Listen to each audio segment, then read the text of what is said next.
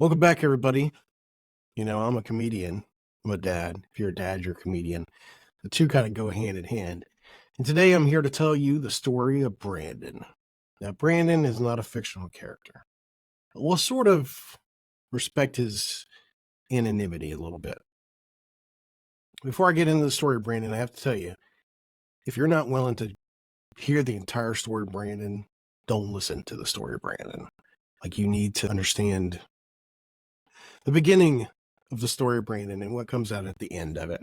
Because I think both Brandon and I have both changed. Maybe. I don't know. So the story of Brandon goes way back to 1919. Yeah, I think it was no. Maybe 2001, 2002. Gmail had just come out, right? And so at that point in time, I was rocking a Yahoo email address, a Hotmail address, the standard stuff. Gmail comes along. Hey, you've got to have a Gmail account. You got to have this. This is what my buddy tells me. I'm like, okay. So I get one that doesn't have any numbers or crazy symbols in it. I got prime real estate in the Gmail world. This is oceanfront property. I got there whenever the founders made Gmail. It was awesome. And life was good. Life was good for a while. Up until about 15 years ago. Some kid decides that my email address, which I'm not going to give out, which is a word, and he starts giving out that email address as his own. And then how could I tell his name was Brandon? Because he was filling out college application forms, all kinds of stuff. Brandon this. He was trying to create new accounts under games and all this other stuff. And so I was angry. It was bitter and I was upset. I was like, how dare this person try to use my email address? And so that was a while back, 15, 20, I don't know, 15 years ago. Seems like 20 years ago. Might have been 20 years ago. But anyway, it's been going on and on and on and on and on.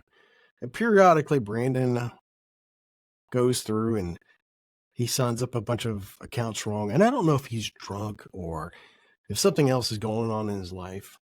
And why does the story of Brandon show up today? Well, today I got an email from his landlord. And his landlord's telling me, hey, you're late again. And actually, I'm just going to go ahead and pull it up right now without, getting in his privacy. And so the lady's name is Karen. And Karen lives on the Eastern Seaboard. And she writes to Brandon. She says, hello, Brandon. Your monthly email reminder that your rent is late again. Please let me know when I can expect it, Karen. Part of me is like, okay, maybe this is legit. Maybe this is a real email. I tend to think of most spam emails that hit my mailbox as phishing or bad stuff, that type of thing. But the email address seemed pretty real. So a quick Google search yielded some result. Interestingly enough, I found out where she lives and all this other stuff. So the first thing kind of goes through my mind is like, okay, let's really give it to Brandon. Let's make his landlord mad at us. And so I was tempted. I was incredibly tempted. And instead of doing it, I actually typed it out because I think it made me feel better. But it was basically along the lines. Oh, man. I shouldn't even be reading this to you. Really horrible of me. I said, Karen, I told you I'll pay it as soon as possible. I'm tired of being harassed by you. You live in a $2 million home. By the way, I looked it up. They do live in a $2.5 million home. And you're always hounding me about money. You know what? I'm going to squat here. I've read the articles in the news. I know how to do it. Just back off, Brandon. And as I'm writing this out, I'm thinking about what's going on. And I'm like, this kid's so stupid. He gives out his email. I've had it all this time. He's always doing dumb things. And it's almost entertaining if he did it on a regular basis, but it only happens every once in a while. And I think that's just annoying. And so I started thinking about it. I was like, why do I feel like I know Brandon? And why do I feel like I'm disappointed in it? And part of me is like, maybe I know Brandon. Like I know him in some way. Like maybe I've been in his shoes before, done stupid stuff. Maybe I've applied for colleges that I wondered why I didn't get a response back from them. And come to find out, I just gave them the wrong email address. And some of the other game accounts that I set up that maybe I put in the wrong email address over and over and over again. For a moment there, I was riding in my truck and I'm like, how dissimilar am I from Brandon? Maybe. We're very similar in the fact that we don't do things perfectly. And that sometimes we make mistakes. And sometimes we're late in our rent, which I haven't been in a while. But I have been in plenty of time. I started thinking, I'm like, I'm glad I didn't send that email. I'm glad I didn't get Brandon in hot water or anything crazy like that. I like to think that Brandon's coming up in the world, you know? Brandon has gone beyond playing video games. He's gone beyond going to college. Maybe he's already graduated now. It's been a while. Maybe he's married now. Maybe he's got kids. You know, he just needs a little extra time paying the rent this month. And how horrible would it be for me to jump in the mix and screw things up? And I'm like, that's just not me. Maybe that was me a long time ago. But now, maybe we'll kind of ease back a little bit and have some positivity to lump on to old Brandon. Maybe Brandon's going to be all right. Maybe Brandon's going to do great. Maybe he is doing great. But you know, the story of Brandon is kind of like the story of me. It's kind of like the story of you and me and everybody else. We're all sinners. We're all not perfect, but we're trying. You know, we're talking the other day about Conan being 9 years old. My wife Julie's like, you know, it's hard to believe next year he's going to be 10. I'm like, yeah. She's like, you know, I think he'd be a little bit more mature for his age. I just would have thought that. And part of me is like, well, he's going to get more stupid the older he gets. You know, he starts getting into his teen years.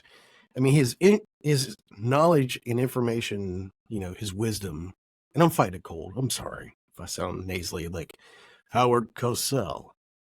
And this is the part of the podcast that I sound just like this guy or John Wayne. I don't know. Anyway, so Conan's IQ is going to go up.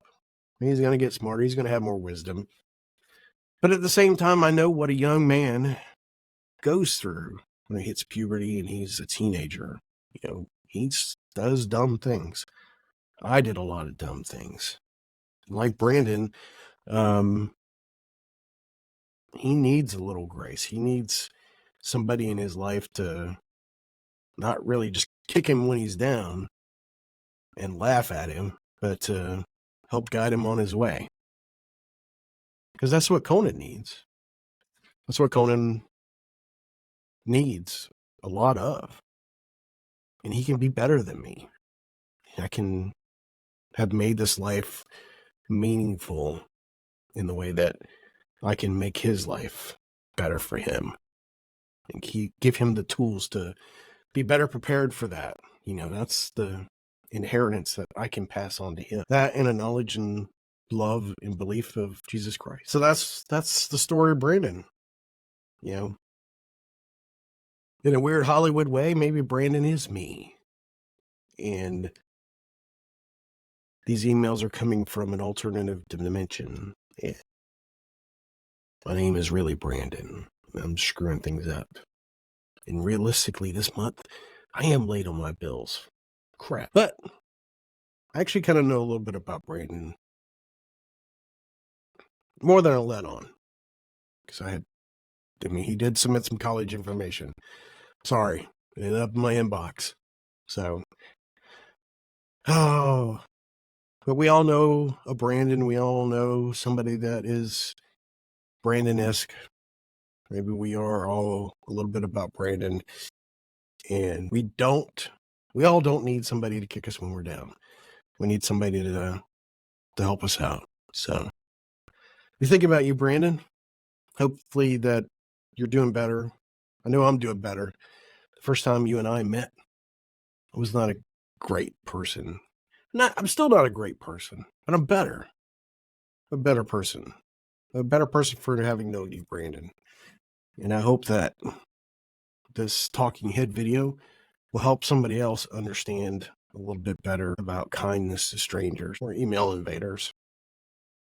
And if they're not a real person at all and it's just a spammer, sorry to twist your spammy problem into something that possibly could do good. I hope that hope the story of Brandon is inspirational to you all. And I hope that my nasally voice is not as bad as what it sounds like to me, because it sounds horrible.